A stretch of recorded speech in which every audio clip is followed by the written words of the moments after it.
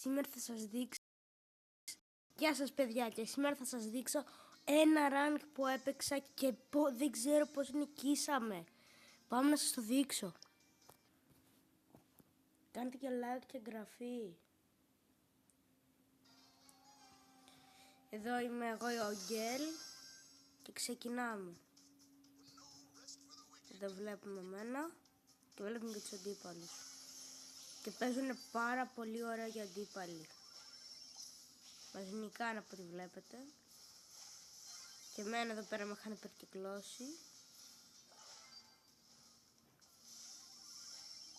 Ήταν εκεί πέρα ο Σάντι και δεν τον είχα δει. Πέθανε μετά εδώ πέρα ο Φανκ.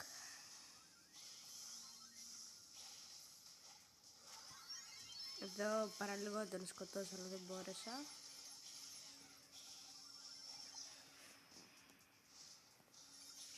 Και ο Φανκ χώνεται και παραλίγο να το πάρουμε έτσι. Να πάρουμε περισσότερους πόντους. Και εδώ πέρα θα πεθάνω. Αλλά δεν πειράζει. Μας νικάνε 17-8-17. Και πήραμε το Ster τότε.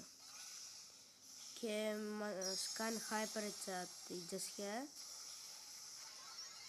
Και κάνει και ο καινούργιος παίκτης τη χρυσή του. Εδώ ερχόνονται όλοι. Δεν ξέρουμε τι να κάνουμε τότε. Και κάνει ο Funk hyper chat και τον σκοτώνει παιδιά. Πώς τον νικήσαμε. Δεν ξέρω. Και αυτό ήταν το βίντεο. Αν σας άρεσε κάντε like και εγγραφή. Και τα λέμε σε ένα άλλο βίντεο. Bye.